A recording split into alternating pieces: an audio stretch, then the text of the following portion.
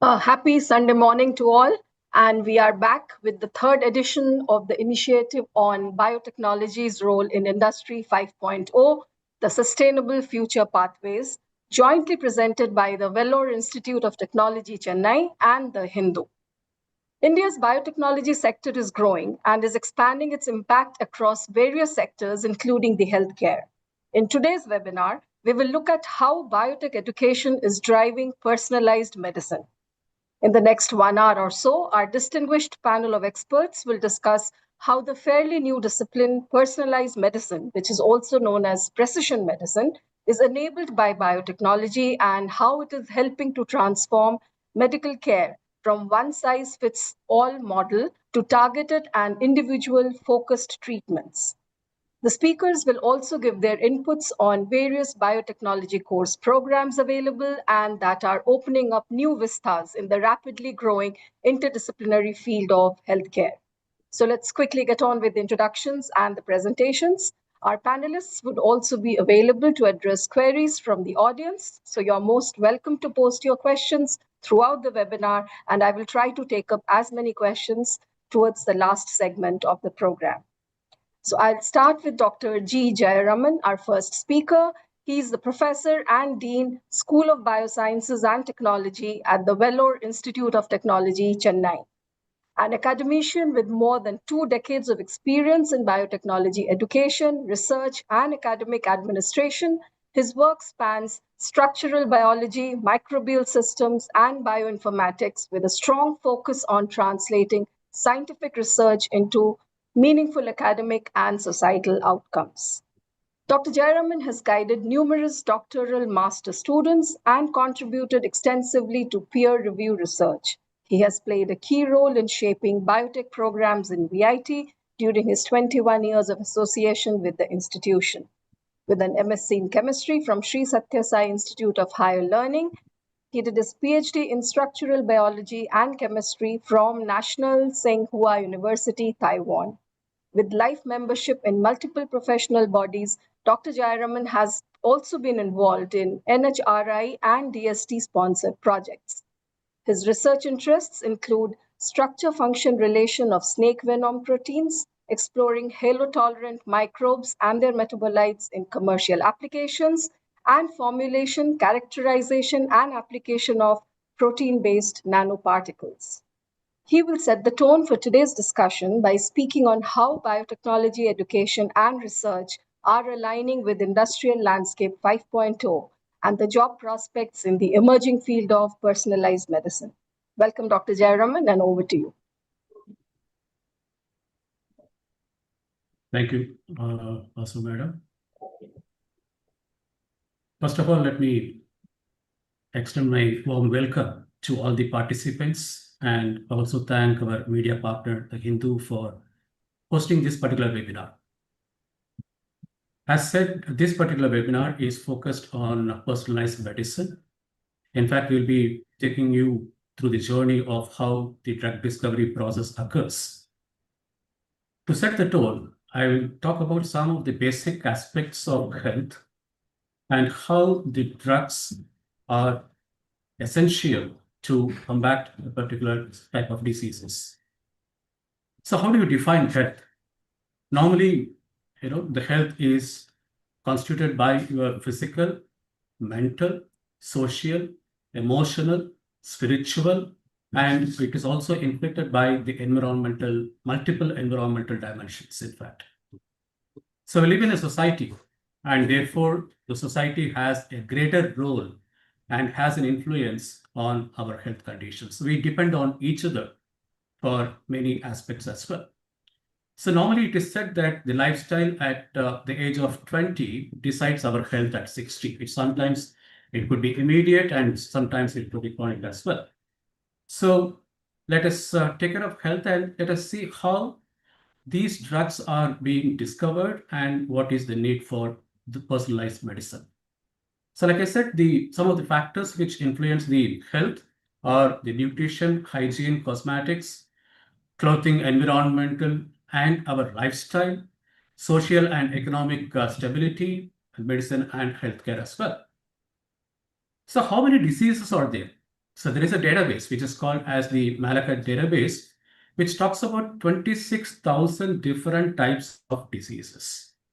So if you ask me whether all these 26,000 types of diseases are prevalent throughout the world or whether they are equally infected, no, right? So some of them are prevalent, which affects majority of the population. Some of them are rare diseases, maybe a set of population in the whole world or a specific country, specific region, specific ethnicity, see, and lifestyle, right? So it is also based on, like I said, the season as well. And there are metabolic diseases as well.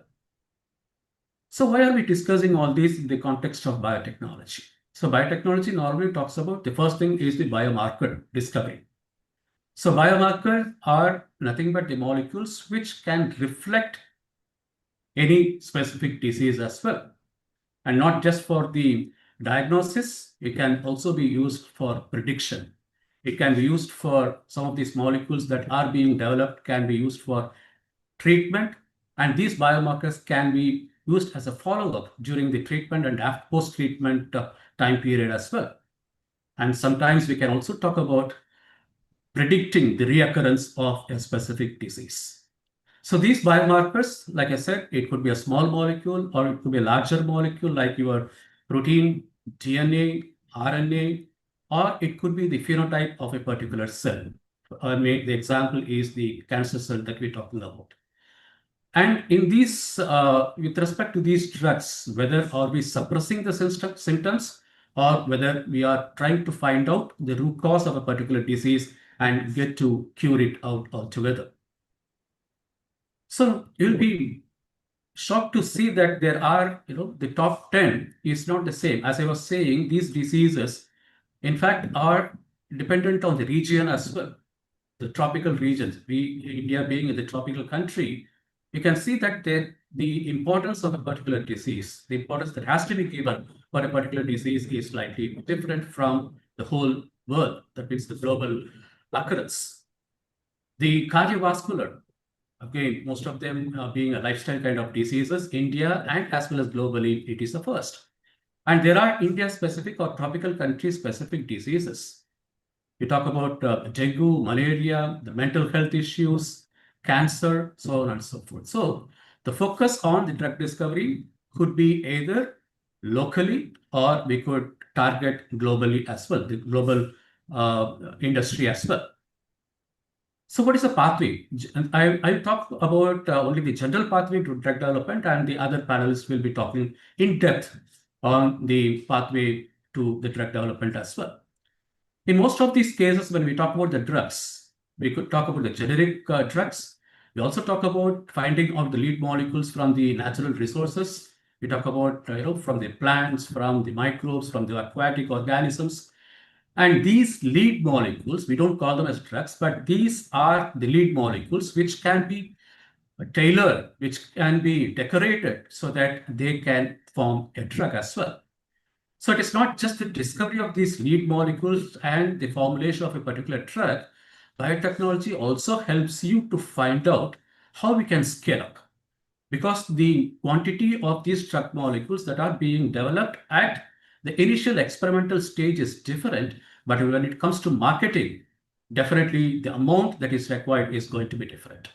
So the study of what the body does to the drug, which is called as the pharmacokinetics, or what the drug does to the body, which is called as the pharmacodynamics, has to be studied as well. So we start with the basic research, basic experiments, then we go for animal experiments, then we talk about clinical research, which basically talks about the human trials. Then the data is being reviewed. Mostly the admit is being talked about, where the toxicity of a specific drug in the long term.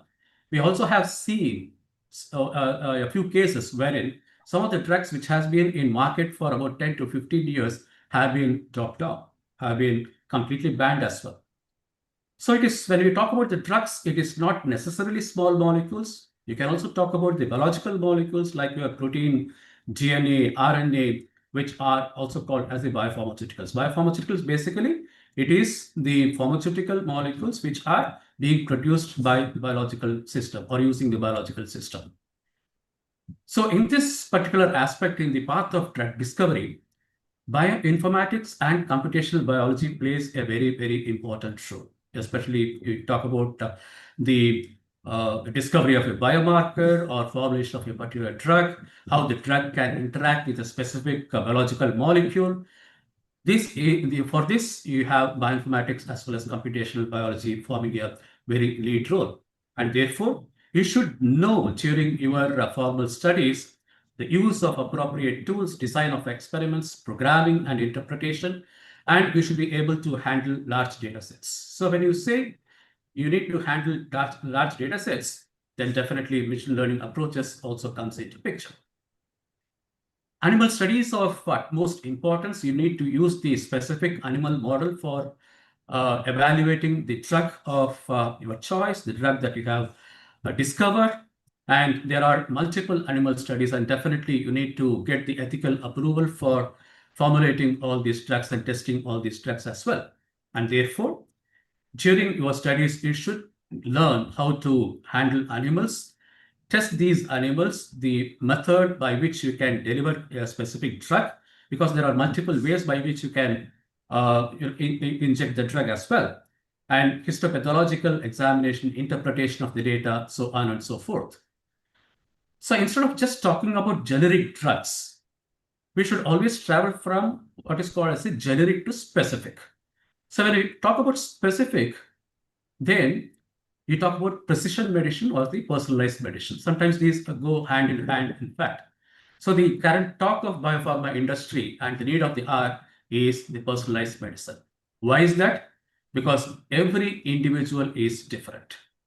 The biological constitution of every individual, even though at the gross scenario, all of us look alike in terms of the types of molecules that we have that are functional within us, within any particular biological system, each individual have different kinds of response to a particular drug as well, right?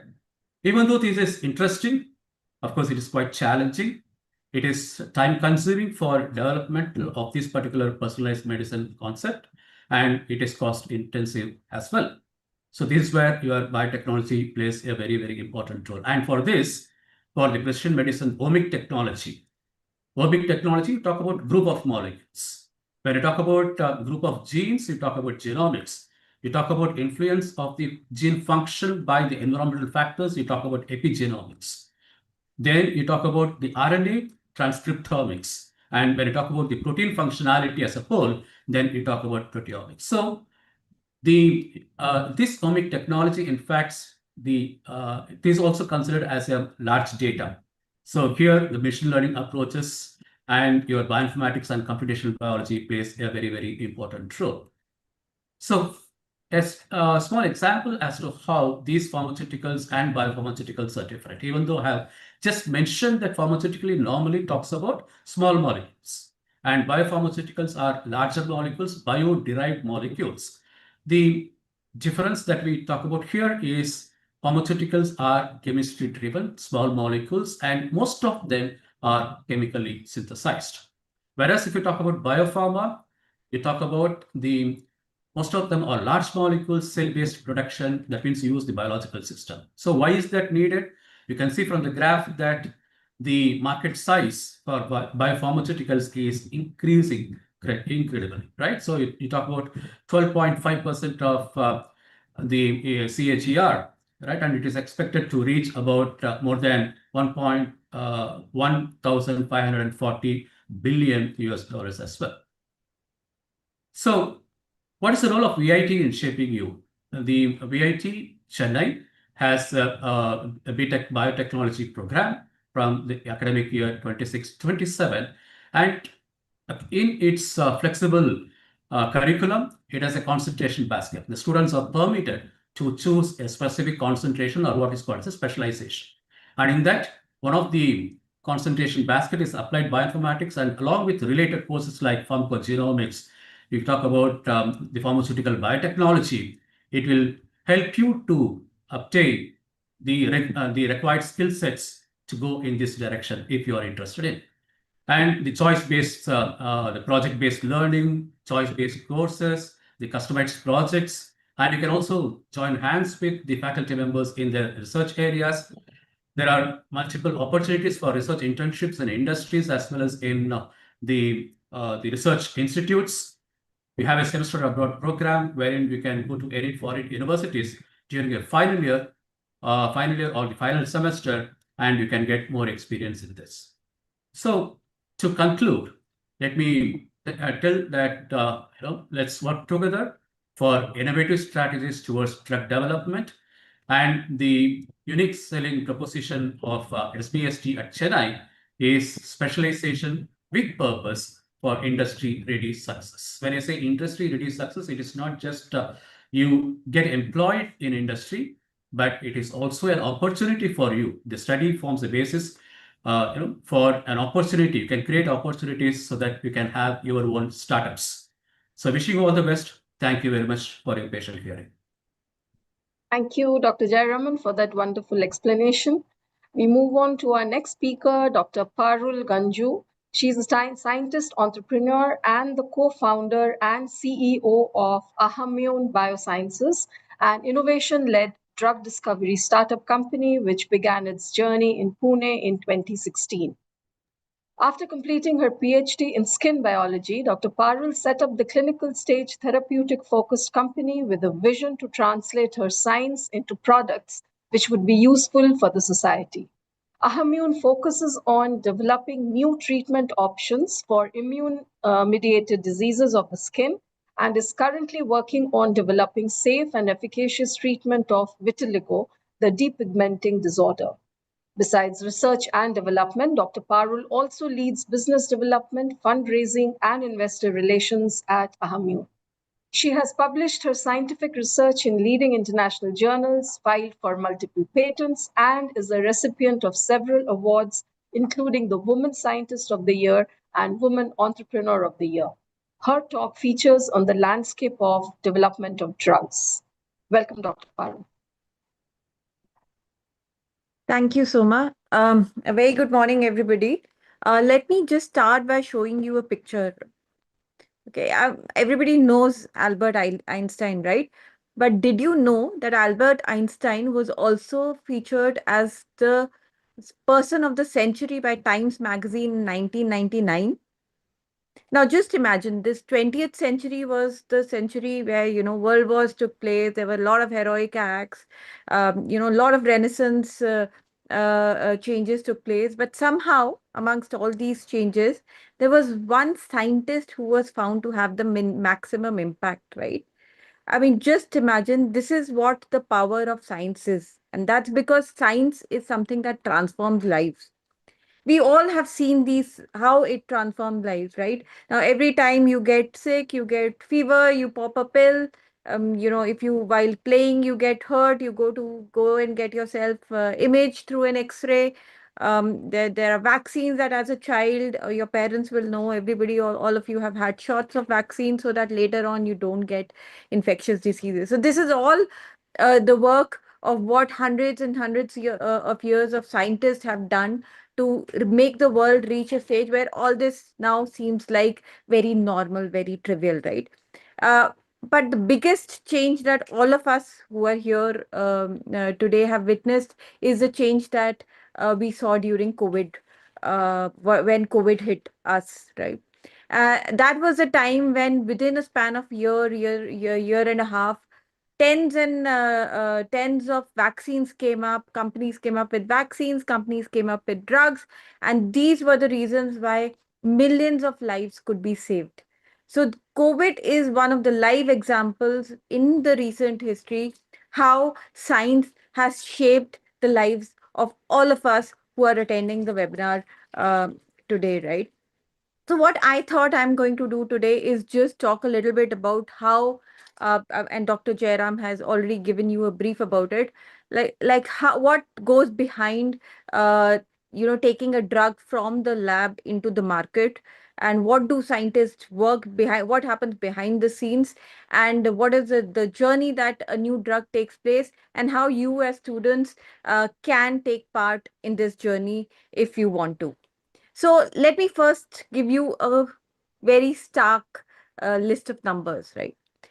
Every time a new drug development takes place in the lab, there is a less than 10% probability of success of that drug ever reaching a market. And I'm giving you a very, very high number. It's actually when you do work, it's actually less, right? In fact, every new drug that you have taken, it has taken 10 to 17 years for it to come into the market, and over $2 to $4 billion behind the drug, which because of which it has reached the market. Now, don't get me wrong, I don't want to dissuade you from getting into it. I just want to tell you that this is the amount of effort that goes into building a new drug, into getting a new drug into the market. Now, still, with such stark numbers, you will see a lot of scientists working towards this mission, right? Why do you think that happens? It's a simple reason, because even a single drug has the capacity of saving the lives of millions of people. And it is this passion and this rigor that drives scientists like me to work towards taking what we have done in the lab into the market.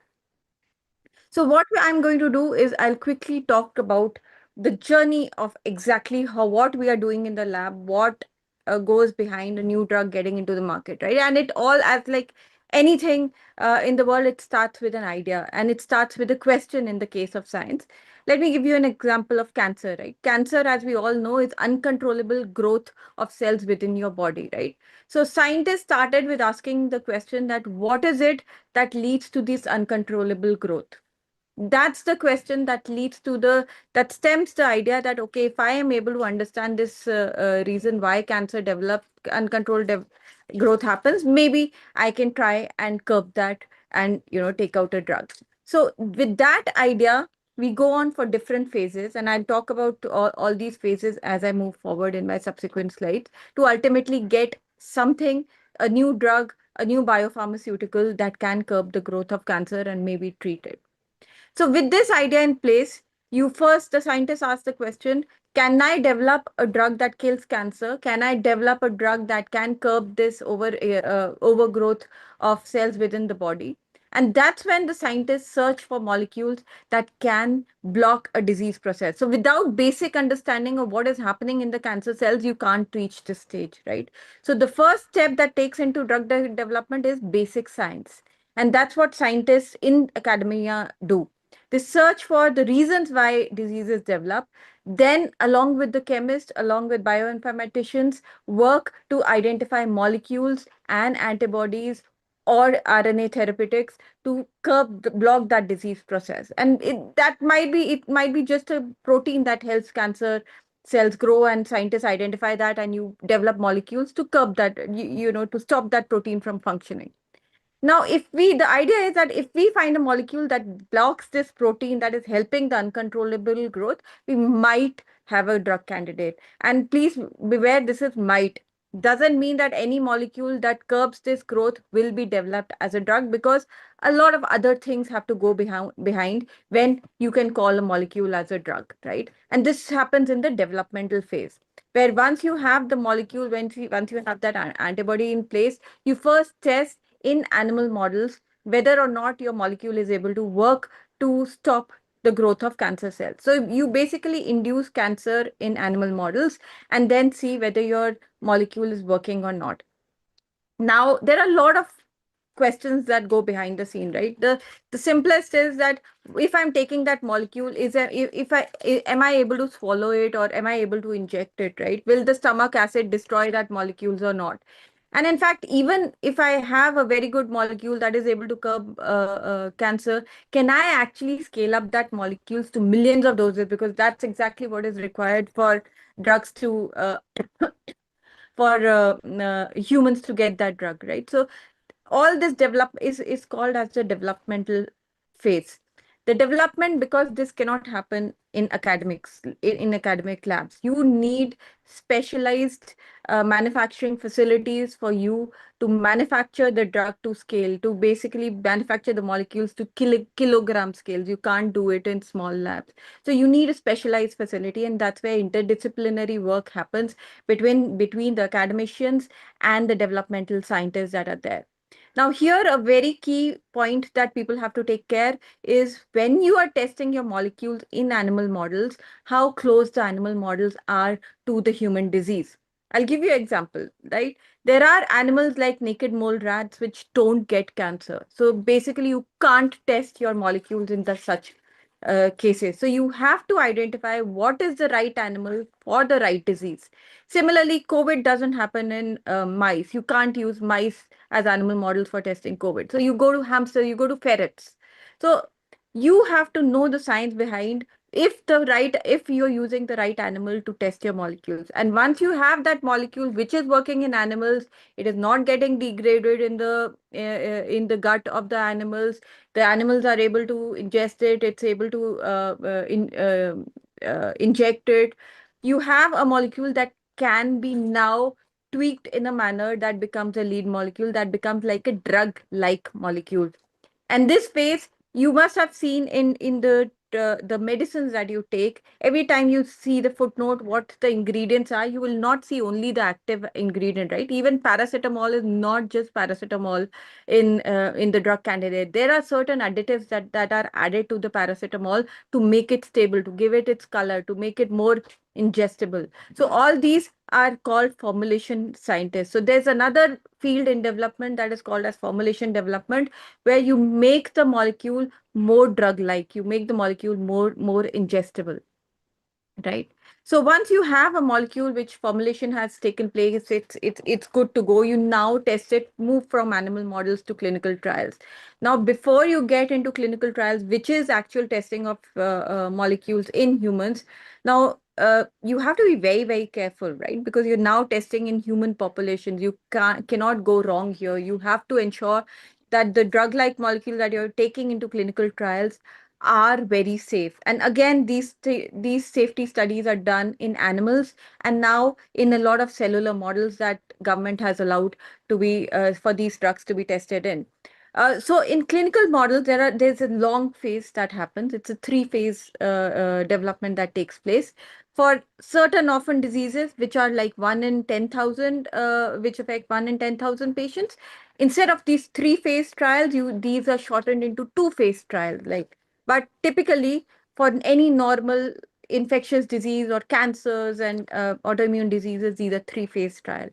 In the first phase, you have to ensure that your drug-like molecule is safe in humans. So you take a small population of healthy humans who don't have the disease and test your, typically this happens and you test your molecules in these healthy human populations. Once you have established the safety, then you go on to, is the drug even effective in patients? Like what you're working behind, is it even working to stop the disease process? And this is where the phase 2 happens. Phase 2 trials is the efficacy trial, where in a small population of patients, you test your drug whether it is working or not. If it is working, then you take it into a larger population, which is a phase 3 trials. Now, once you've established that your drug is working in a larger population, you then go ahead and submit your data to your regulatory authority and to ask them, now, can I just launch it as a drug? Can I just launch it into the market? People can take it. Doctors can prescribe it, right? Again, a lot of work goes behind it. You need a particular dossier. You need like thousands and thousands of pages with data, with the background of what the drug has, how the drug was discovered, what is the science behind it, what is the data that you've generated over these long years of, say, 10 years that you've gone of work that has gone behind it. Submit it to your regulatory authorities, like in the US it's called FDA, in India it's called CDSCO, and this data is then reviewed, and then approvals are given and drugs are marketed, and now doctors are able to prescribe it. Now, this doesn't mean it's the end. The next stage starts as post-market surveillance. Now, why this is important? Because sometimes few drugs have side effects which are not visible in the controlled population that are done in clinical trials, right? Clinical trials, you do it in hundreds and maximum thousands of people. Sometimes side effects of drugs can be visible in 1 in 50,000 people. That scientists should be aware of. And if it is very severe, these drugs need to be taken off the market. Now, a few years back, I'll again give you an example. There was a drug called thalidomide. Dr. Parul, I hate to interrupt you. We have two more speakers and lots I of am questions. So if you just could please rush through your slides. I'll okay, I'll just get into why students get into this entire journey. What is it that they should get into, and how do they fit in? The first step that what the path that I have taken, and which I'm very very passionate about, is I would encourage a lot of students to become risk takers and become entrepreneurs and founders, to do in the journey that I spoke about. Uh, uh, Take that journey up, take that risk up, and start building a company from scratch to develop new drugs and change their mindset from being job seekers to job providers. And besides innovators, besides entrepreneurs, there are several other opportunities available for students, right from discovery, where they can be molecular biologists, bioinformaticians, AI designers, chemists, to builders, engineers, biomanufacturing specialists, to clinical trial translators, where clinical research associates, regulatory affair and medical affairs, taking up pharmacy, AI, etc. There are loads of opportunities for students to take up in this entire journey and contribute to the development of new drugs into the market. So that's all from my side. Thank you. Thank you, Dr. Parul, and my apologies for interrupting you. No, that's While the transformative role of biotechnology emphasizes on human-centric innovation and sustainability, it also demands technological integration in every industry it touches. This, to a large extent, involves the use of artificial intelligence to design drug combinations, and our next speaker will highlight how AI is driving drug discovery. Dr. S. Sridevi, Professor and Deputy Director, Center for Neuroinformatics at VIT Chennai, has 25 years of research and teaching experience behind her. She did her PhD in computer science from MSU Tirunelveli and has acquired expertise in quantum artificial intelligence, medical AI, image processing, and augmented reality. Before joining VIT Chennai in 2012, she was with Department of Communication and Management Studies Kochi and also Fatima College Madurai. She has published more than 50 papers in international journals and conferences and received the VIT Research Award for patent and funded projects consecutively from 2019 to 2024. In recent years, she has completed funded projects on impact of ballistic helmets on head and neck and medical image classification, and she's currently working on ICMR's AI-driven thermal imaging for automated pre-screening and monitoring of diabetic retinopathy, and also AI-driven smart approaches for pharmaceutical research. Over to you, ma'am. Yeah, good morning. So can I share my screen? Yes, ma'am. Is the screen visible? Yes. Yeah, good morning, everyone. Thanks for the introduction, Ms. Suma. Now, my topic is about biotech education on personalized medicine. And to introduce what is biotechnology, we already heard from two speakers. So it uses living systems to create useful products. And coming to AI, so the machines that learn from data and build decision support systems. If you are going to have AI-driven drug discovery process, definitely you have a great career in this particular biotechnology domain. So the core AI technologies that's powering drug discovery is machine learning, deep learning, generative AI, graph neural networks, multimodal AI, reinforcement learning, and explainable AI. So these are the core technologies. They play a very crucial role in different stages of drug discovery process. We shall see in the subsequent slides. And the different applications of AI. Yes, target identification and validation. AI plays a very good role in that. And lead compound discovery and optimization, drug repurposing and repositioning, clinical trial design and patient selection, predictive toxicology, precision medicine, and personalized therapeutics. These are the different applications where AI plays a very important role in drug development. Personalized medicine, yes, we have already got introduced with the previous speakers what personalized medicine is. It's not going to be the common treatment. It's going to be according to your genetic profile. So that's what is your precision medicine is. So every patient is going to have their own drug, so tailored to their lifestyle their genetic profile, their DNA, their environment. So that's what personalized medicine. So it's a complete paradigm shift that we are expecting to happen. So it's from reactive to proactive. So we move from treatment to personalized identification, what it is specifically, and standardized to individualized, and population centric to patient centric. So this is a complete paradigm shift which opens a lot of opportunities for the students who take this biotechnology career. And AI not only plays a role in drug discovery. In every stage of drug discovery process, AI has its own role. So right from target identification to molecular design to lead optimization and to clinical trial optimization, in every stage AI tools are there to help you out, to analyze the genomic structures, protein structures, to generate new models, new candidate molecules, to predict the toxicity of the structures, and to select the patients and simulate the response. In every stage, we have the impact of AI, and mainly the role of AI is to to speed up, to accelerate the drug discovery process. As Dr. Parul was telling, the conventional methodology takes years to accomplish or to come up with the proper drug. But when you bring in AI, definitely it's going to accelerate, and it's going to save your time and cost, and you'll be able to speed up your drug discovery process. Of course, it has got its own limitations as well. So you need to have quality data, not an underrepresentative data. You need to have a representative data. Then only you'll not have any bias in the results. And ethical considerations are definitely playing a crucial role. And data augmentation, if you are working with multimodal data, you need to work with text, image, videos, and assays, everything put together.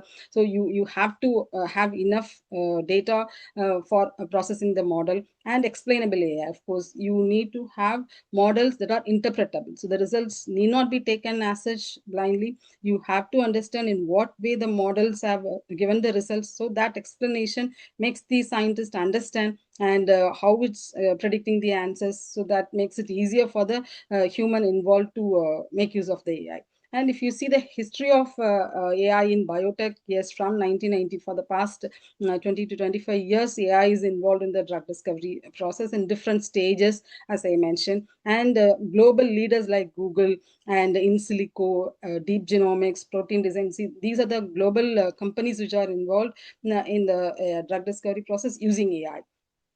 And as I mentioned, they have developed AI in silico based analysis in different stages of drug development process. Benevolence AI platform has come up with potential drug targets for ALS, and atom-wise AI technology has predicted inhibitors for Ebola virus. And in silico medicine has used AI to identify new use for existing drug repurposing. Like that, every top company have utilized the disruption of AI to come up with their own useful applications in the drug discovery process.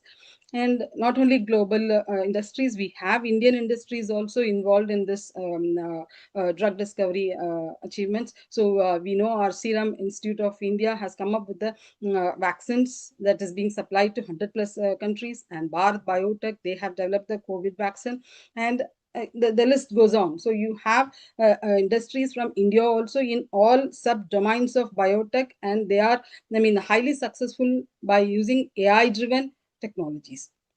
So what a biotechnology student must be equipped with, or what competency framework a biotechnology student must have? They should be really good in genomics or multiomics, and they have to be good in bioinformatics and data science, pharmacogenomics, digital health and AI, laboratory diagnostics, and regulatory frameworks and ethics. So these are the core, technical competency framework that a biotechnology student must be equipped with.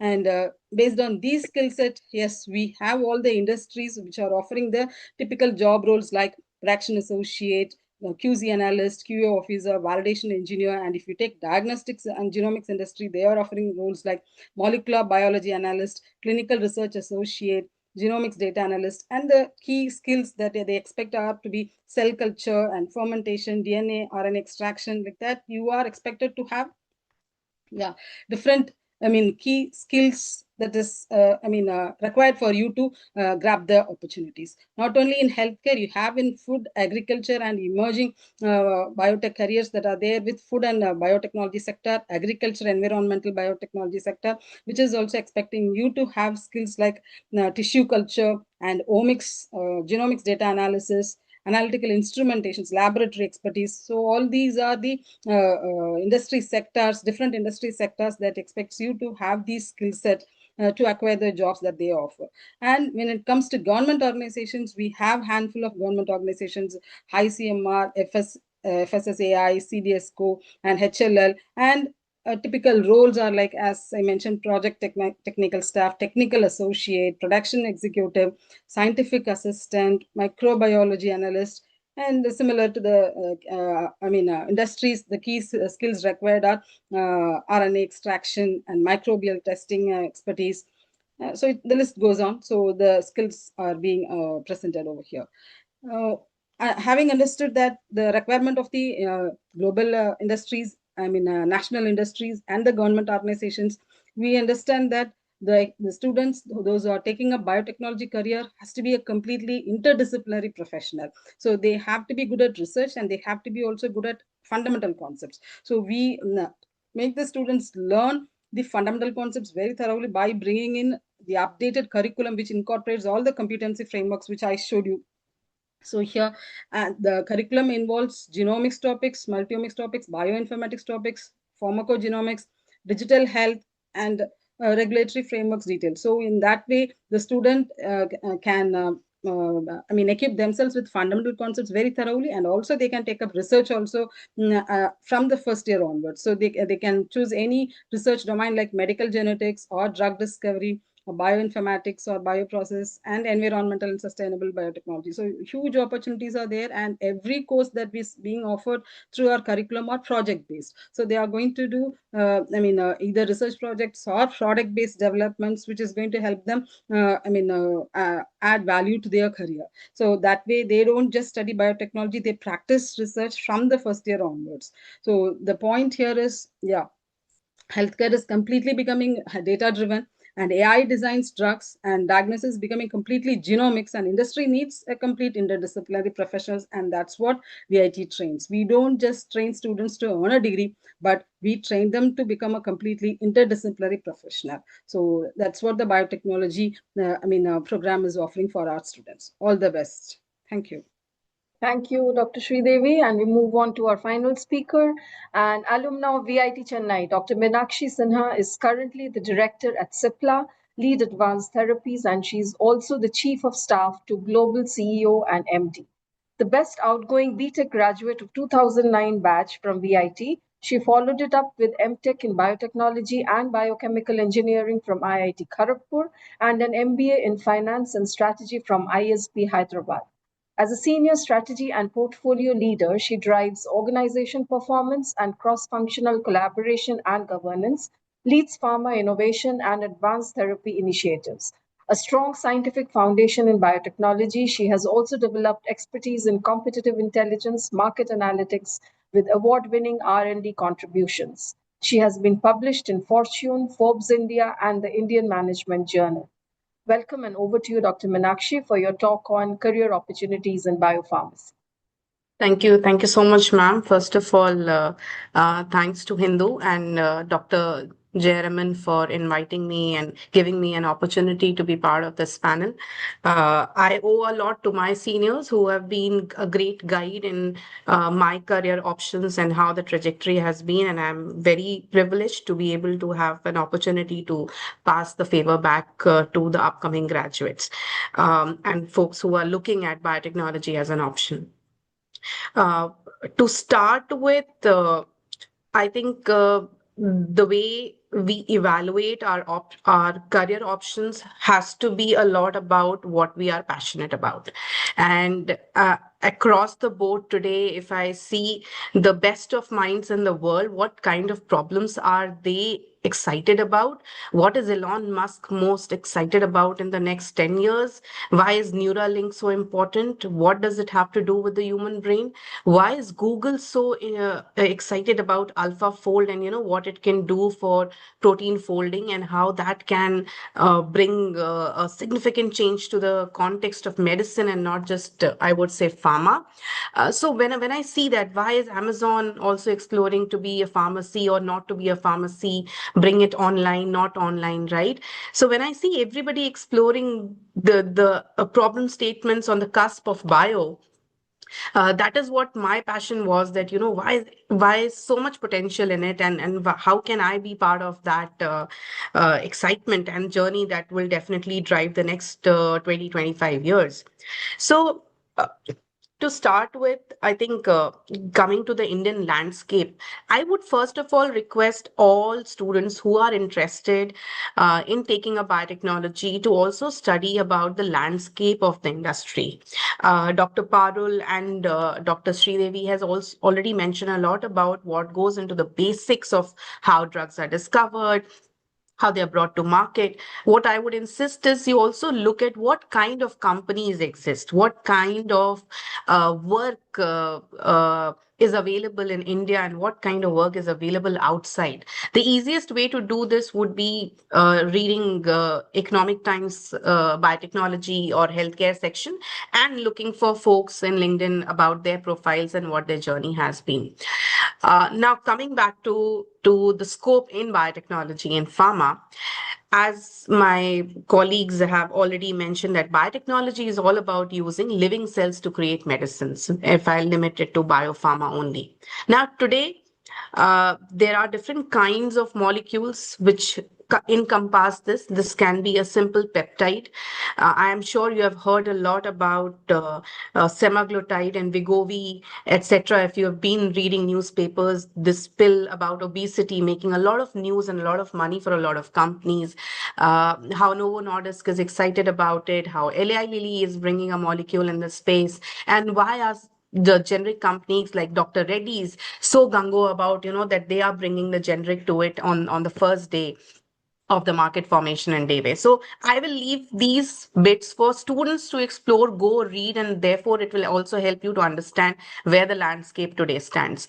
There are also monoclonal antibodies. You came across the name of Dr. Reddy's and Biocon, who work in this space of using antibodies as drugs.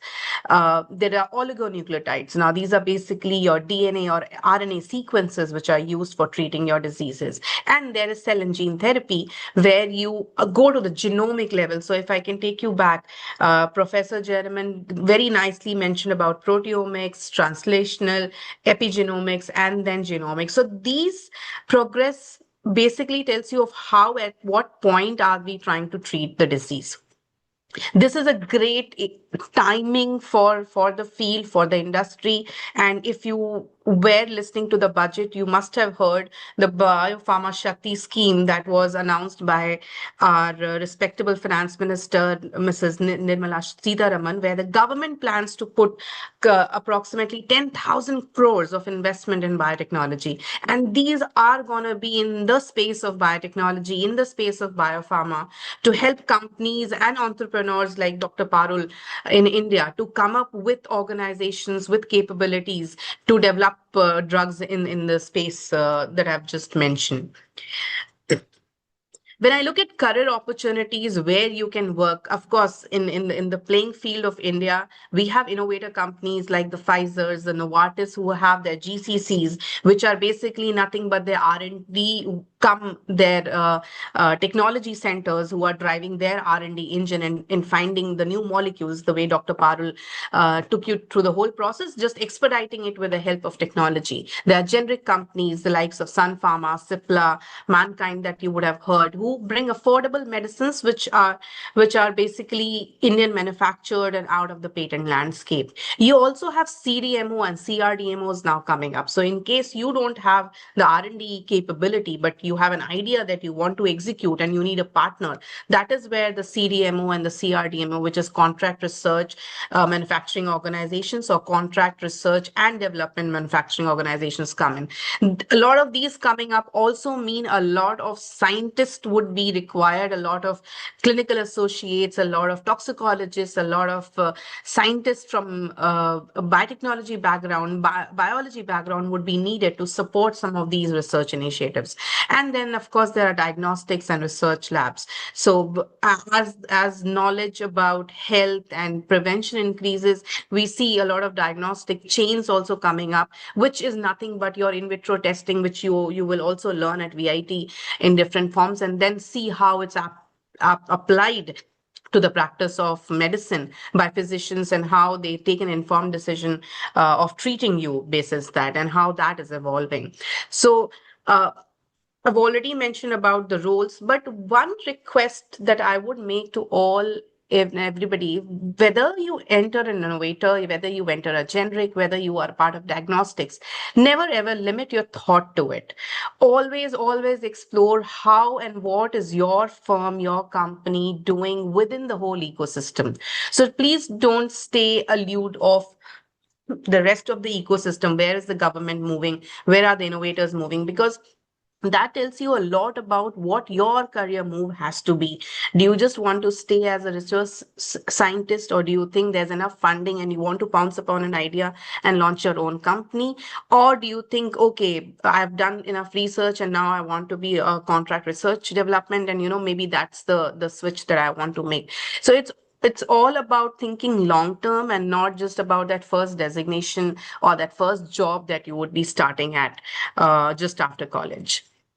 Uh, I know a lot of parents have a lot of anxiety around, how the field is and how stable the career can be and what are the growth opportunities. But as I've said, if you look globally, there's a lot of interest in this area, not just in pharmaceuticals, but outside of pharmaceuticals. But coming to the basics, healthcare is something which is not going to go. We always need to be healthy, and that will always stay a priority for everybody. There's a lot of global and Indian job market both for it. It is up to you whether you want to be part of the global market or do you want to work in India. It will just decide your preferences of what you pursue. There's a lot of government support and investment that is coming into biotechnology sector, as I just said about the recent budget announcement that was made. The good part is you can have opportunities in India, outside India, and you can come back to India if you wish to at later stage. You can go outside India if you want to go at later. So it's all about how you want to craft your career journey, and it need not be just research. It can be management.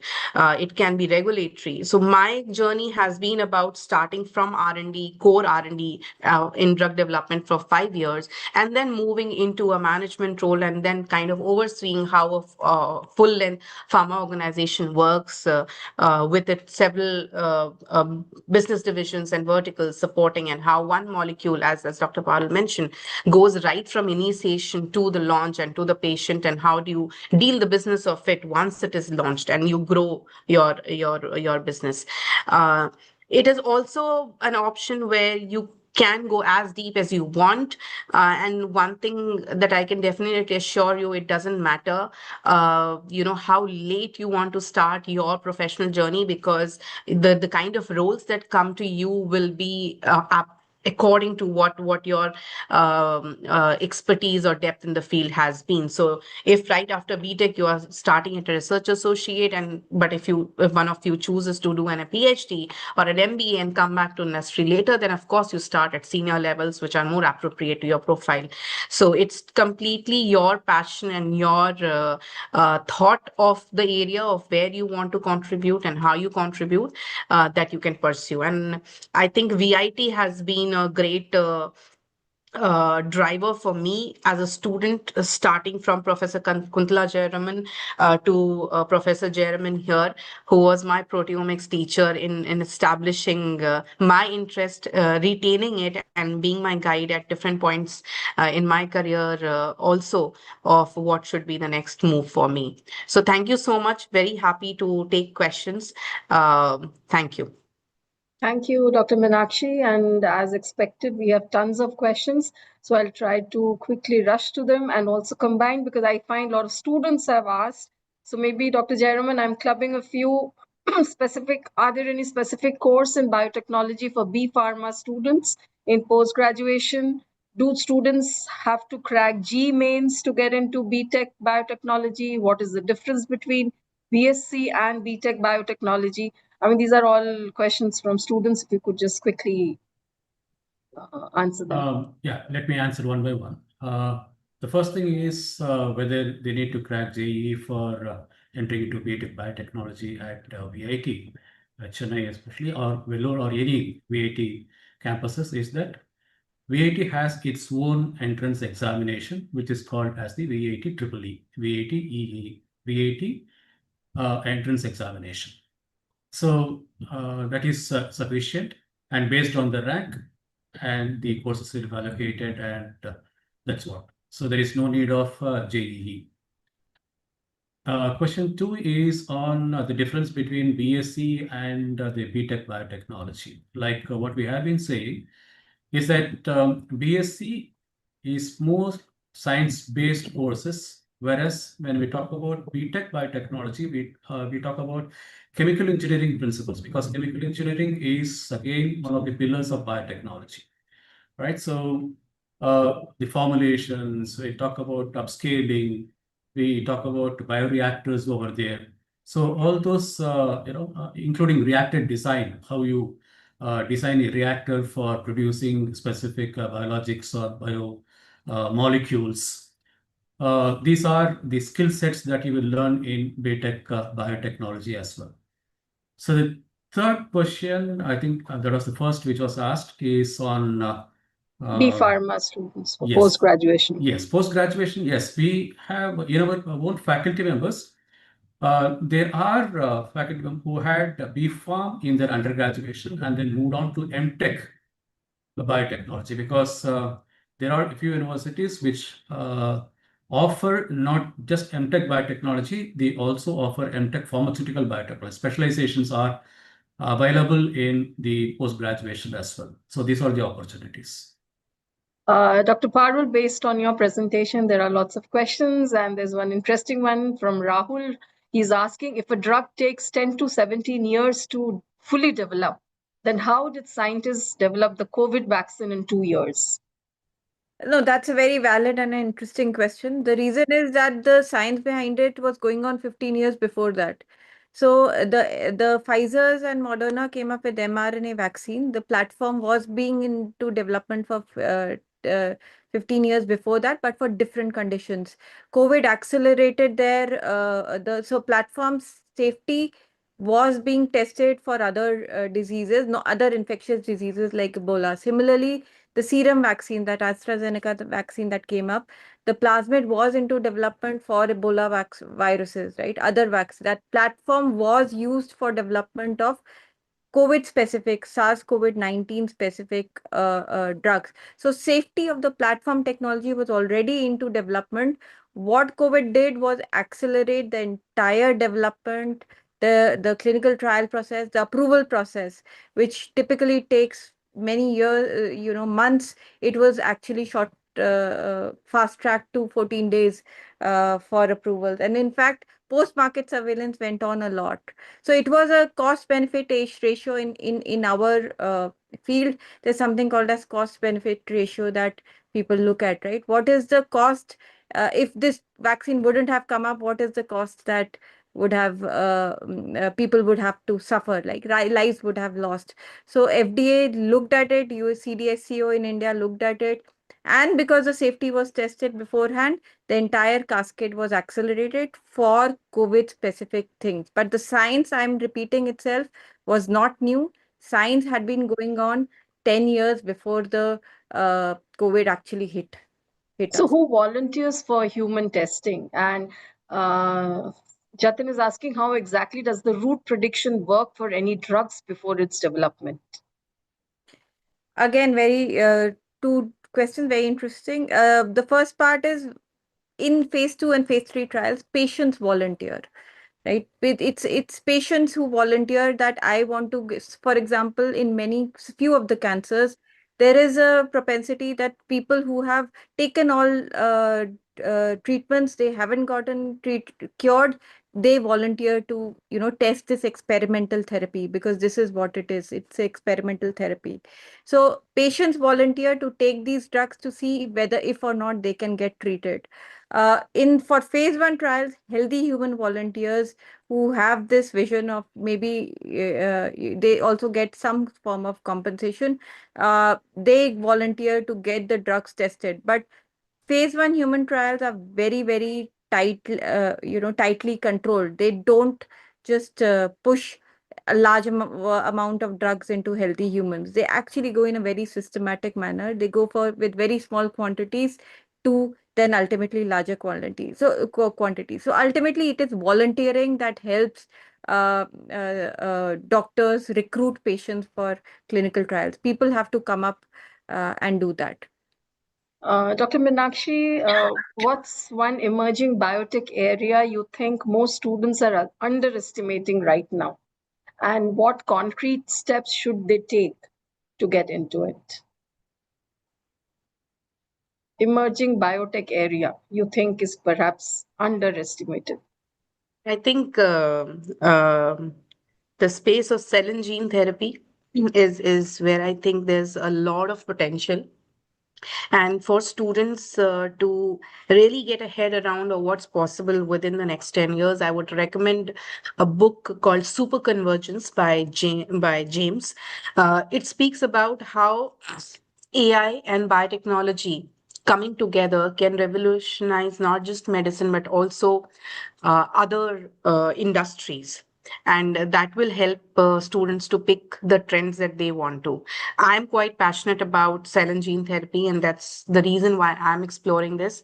And the potential that I see is the way we treat diseases from giving medicine can completely change. For example, for a diabetic patient, you might just, instead of taking insulin shots, you may move to a single infusion of stem cells that cures your pancreas, and you are just fit and fine, and your insulin levels are back to normal. This comes under regenerative medicine, and I think there's a lot of scope in that area. Dr. Sridevi, like Yogeshwaran wants to know that as biotechnology becomes increasingly data driven, so do you foresee a convergence where biotech professionals have to be strong in computational modeling as in molecular biology?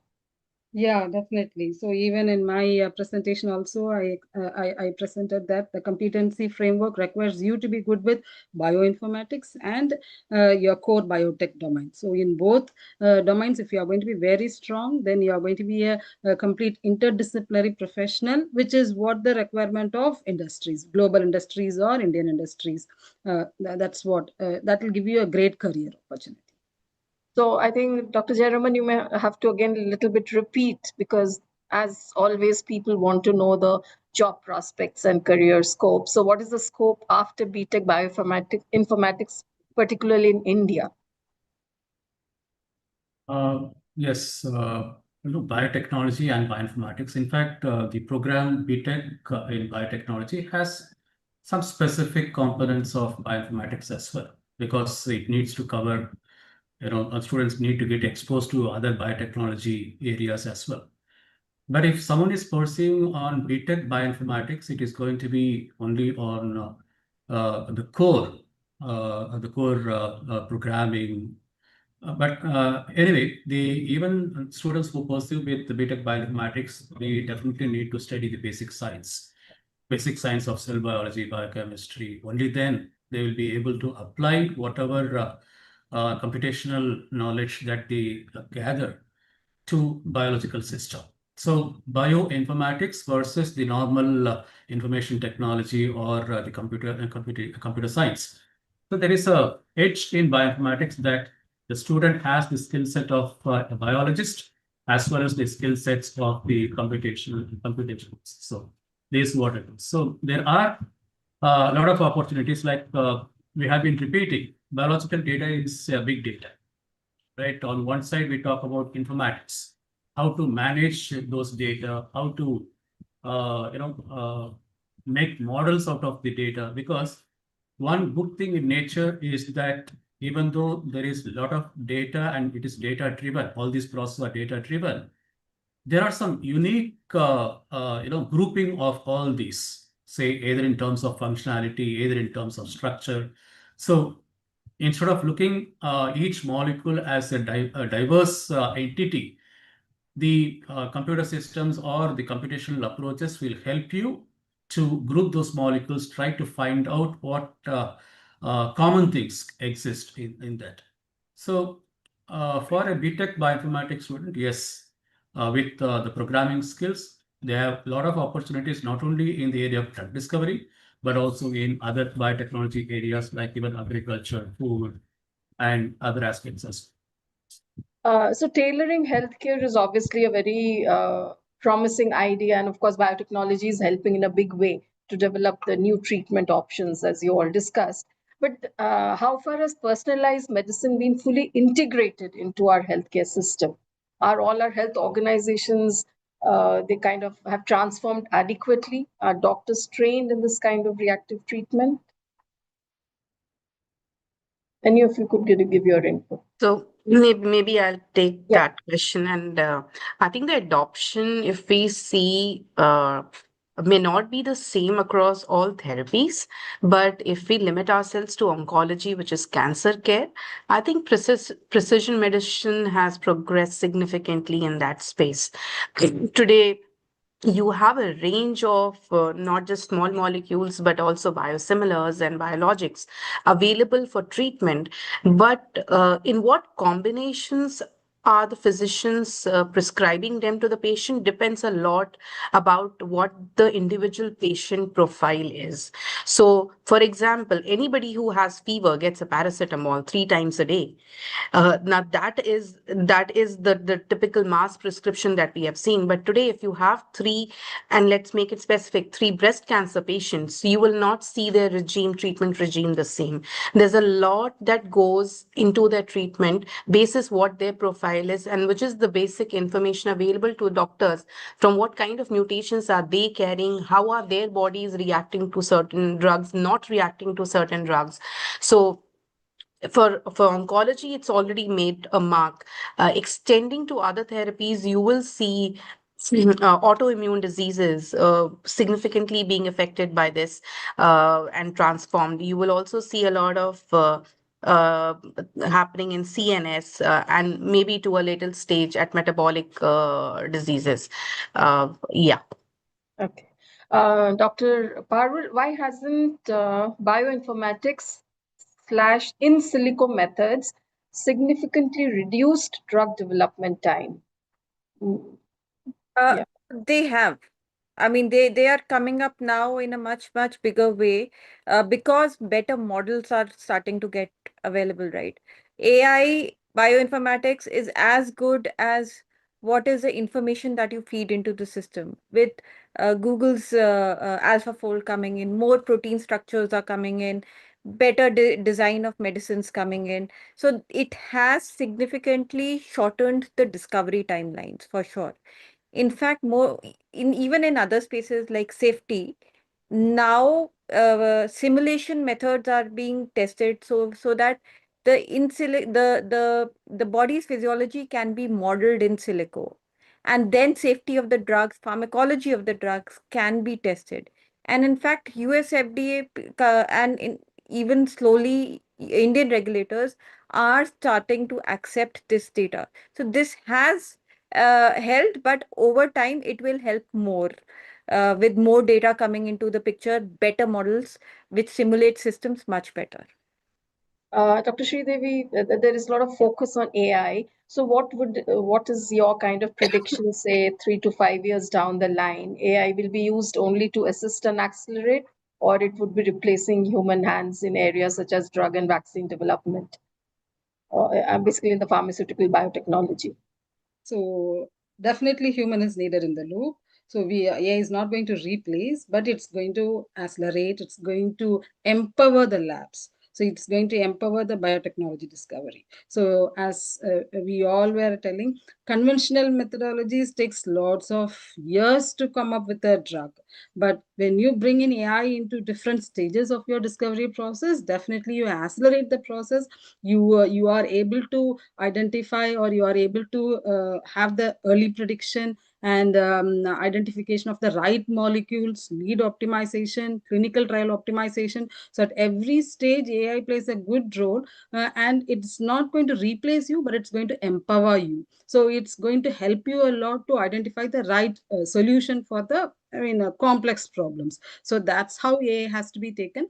And of course, AI has its own challenges as well. As I already mentioned, the data what you feed, accordingly the model it's going to behave. So if you are going to have a representative data of your entire domain with no bias, definitely the models are going to be super powerful than human. So it's going to help you a lot, not going to replace you at any cost. So you need not be worried, or you not be concerned in that aspect.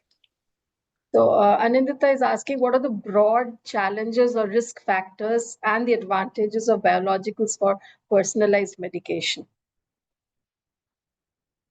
Meenakshi? Dr. Par or Yeah, Meenakshi, Parul or maybe one of Meenakshi, you. yes. They are in the industry, so.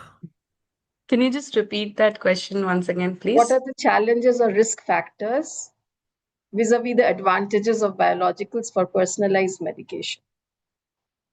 I don't see any disadvantages because it's a improved technology and approach that you're using to cure a disease.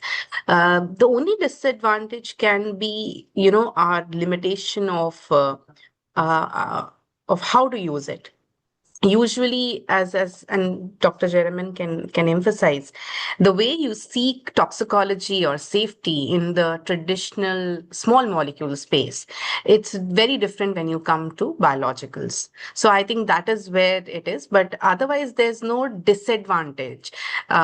In fact, it's more specific. It's a smaller dose.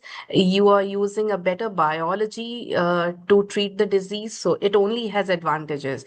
And had it not been so, you would not see a significant amount of the pharma market drifting towards biology based products, be it peptides, oligonucleotides, MABs, or as I said, stem cells and genetically modified cells. So even when the human biological variability is so unpredictable, and AI is perhaps, helping or accelerating in this molecule discovery, how do we, how is patient safety ensured? That is one worry which is there in a couple of questions. I People have think asked a lot of questions about, these clinical stage trials and what I think happens. when you say AI, see what AI does is it helps you churn significantly more amount of data than what you usually if I say you read two research papers about a topic and then form an opinion of what your hypothesis has been would be for your next set of experiment, AI will read 1,000 such research papers in 5 minutes and help you create that hypothesis. So what it does is it helps you create a more concrete and a more probably successful hypothesis to test. So same is the case in case of safety also. That is what it helps us understand how the interaction of the biomolecule is going to be in the body. We have a lot of pharmacological data of how the body treats a molecule. And now we have data of how these molecules are. So when we interact and we bring them together, the AI can pop out, okay, what kind of issues can we have? And then we can be ready to solve for it, to give medications during treatment to cater to some of these. But Dr. Parul, personalized medicines will be consumer friendly or expensive, and they alienate the poor people. See, in India, the affordability is a big factor that all of us innovators work towards. Uh, so in India, even personalized therapy, in my opinion, is going to be much less. Let's take an example of CAR T therapy, right, which is like millions of dollars in the US. Now it has been brought down to about $50,000 in India, and I know the founders. They are even trying to bring it down to much less. It's now being covered under insurance. So in India, we are driven by that passion of bringing affordable medicine into the picture by taking the India advantage. The cost of developing medicines in India is almost 1/10 of what we do in the West. So Indian genetic diversity is what helps in personalized development, medicine development much better. So doing work in India for personalized medicine, of course, cost is always going to be a factor because you are going to work on a niche set of people. But over time, because of the entire population of India, even that cost is going to come down with technological advances. I'll go back to one academic question, Dr. Jaraman. I think Jency Henrietta has done these courses. So she wants to know, is BSc Biotech with honors and research paired with MBA in life sciences and PhD in neuroscience and informatics? Is it a good combination to do? And then another supplement question she's asking is, if I take up this degree, will it mean involvement in wet labs a lot? Yes, I think you mentioned that whatever you need to decide your career, your passion, right? So there are opportunities available, and whatever you study, and if you study with passion and interest, develop skill sets that are essential for the job roles that you want to set. It is not that with the skill sets you have, you assign a job role. You need to talk about a job role which you want like to seek, and then have a specific skill set. Whatever you study, whether it is going to be administration or any wet lab related experiments that you like to have an expertise on, or computational approaches, it all depends on what you would like to. That's it. Again, a lot of questions on if somebody wants to take a career in biotechnology in later years. From school, what preparation should they do? What subjects should they take? And whether focus on bachelor's degree is enough. So I think, again, you have to tell what is really needed. See, right now, even in the 11th and 12th grade, you have, biotechnology as one of the courses, right? Basic biology is one of the key. Without understanding the basic biology, biotechnology does not exist. So definitely you need to have, how the different molecules work, what are the different organs that are present, what are the different nerve cells that are present, different types of cells that are present, how do they function, how do they interact with each other. See, going back to one of the questions, like, it's a very complex system. Each and every cell is dependent on each other. So unless you know the complete physiology and you understand the how the system works, it's a systemic approach that we are talking about. So biology is a must if you have to choose. You need to have, if you're going to choose this particular career. So that's what it is. Dr. Devi, Harshit wants to know that in biotechnology, biological data sets are often small and noisy. So what strategies would you recommend to build reliable and interpretable AI models in such conditions? Actually speaking, now large, benchmark data sets with voluminous data are available. I don't know which particular data set he's talking about. Even in case he has less data, we can augment it. That was one of the points that I discussed in my presentation as well. So we can make use of GAN kind of AI models, which could generate synthetic data, and we can apply statistical tests to prove that it is equivalent to the real data, and then we can go ahead with the model building on that real data with synthetic data, both put together, validated for their correctness, and then build accurate models on it.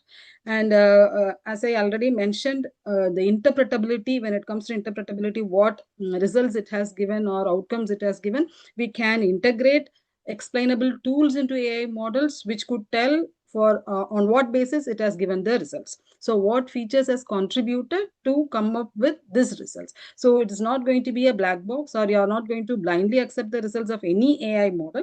You are going to understand literally why the model has given such results, what features have contributed to get this result. So in that way, it's going to be completely interpretable and reliable.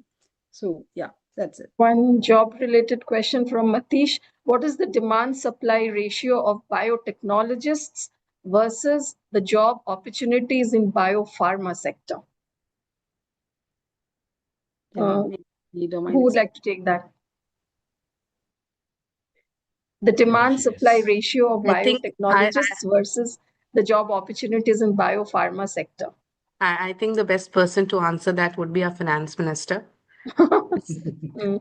But with our limited understanding, I think, as I said, with her itself speaking about a 10,000 crore investment in the sector, it should be easy for students to understand how important the sector is and how many jobs can this investment significantly create. And it is a matter of their choice of what point they want to come into this sector, as a research level, as a management level, as a entrepreneur. It is up to them. So are there enough internship programs available for biotechnology? Of course, And where do students go? internships are never limited by number. It's about you reaching out to the right organizations.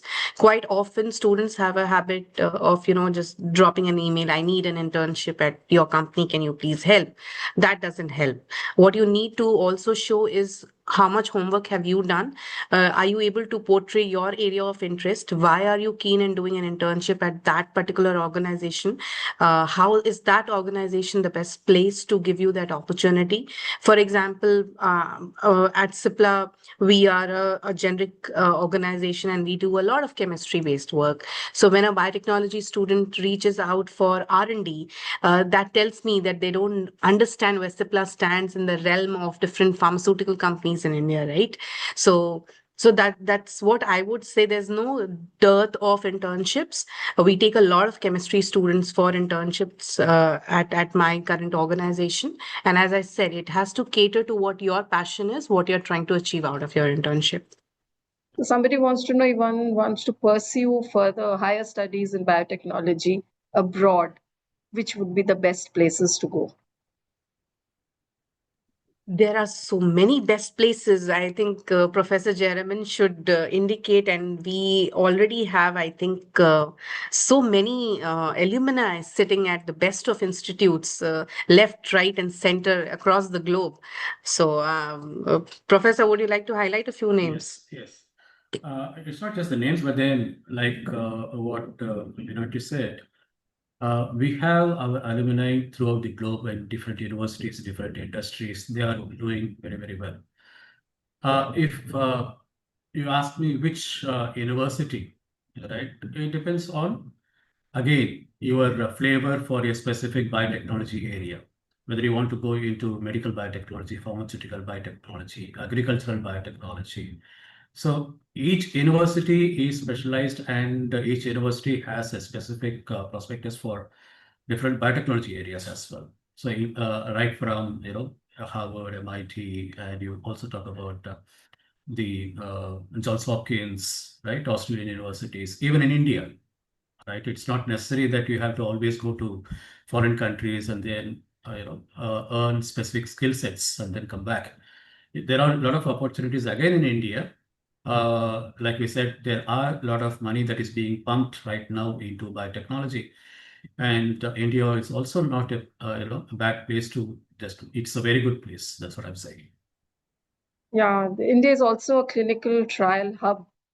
So, and does it really help to sharpen the focus on indigenous innovations to kind of foster, what do you say, the new molecules for complex diseases, Dr. Parul? Yes, absolutely. And that is something which we set up our company in India because of that. As I said, I pointed out our India advantages. We have been leveraging that. And specifically with the current push into the pharma sector that the government is putting, this is an absolute best time to take that risk and get into this field. Right. So I think I'll have to close the program now. I mean, I think all of you can see on the screen, there are still more than 100 questions. A lot of them are repetitive. Everybody has specific questions, what stream they should study or undertake to do biotechnology, and have a successful career later. So maybe the panelists could answer them, directly answer them through email later. So as we understand from today's webinar, driving the evolution of personalized medicine is biotechnology, which perhaps understands the biological differences between individuals and facilitates precise diagnosis, targeted therapies with optimized drug selection and dosage, though there may still be few barriers before it can be successfully implemented in all our healthcare systems. I thank you, Dr. Jairaman, Dr. Sridevi, Dr. Parul, and Dr. Meenakshi for this wonderful discussion with many takeaways for our audience. Their questions were definitely a value addition to the webinar on Biotech Education on Personalized Medicine, jointly presented by the Vellore Institute of Technology, Chennai, and the Hindu. Today's webinar was the third in series under the initiative Biotechnology Role in Industry 5.0 Sustainable Future Pathways, to highlight the transformative role of biotechnology across healthcare, agriculture, environmental solutions, and research-led innovation, and how to be future ready for this fast expanding career domain. I thank you, all of you, once again. Thank you. Thank you for the opportunity. Thank you. Thank Thank you. you for the opportunity. Thank you. Thank you. Bye-bye.